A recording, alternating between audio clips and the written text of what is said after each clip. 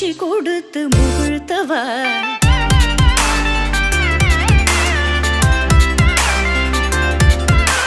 தனிக்கடல் அலையினில் கதிரவனொளியினை இணையற கழலன கனித்தவா கதறி மனமுருக நான் அழைக்கவோ இதர மாதருடன் நீ கழிக்கவோ இது தகுமோ இது முறையோ இது தர்மம் தானோ இது தகுமோ இது முறையோ இது தர்மம் தானோ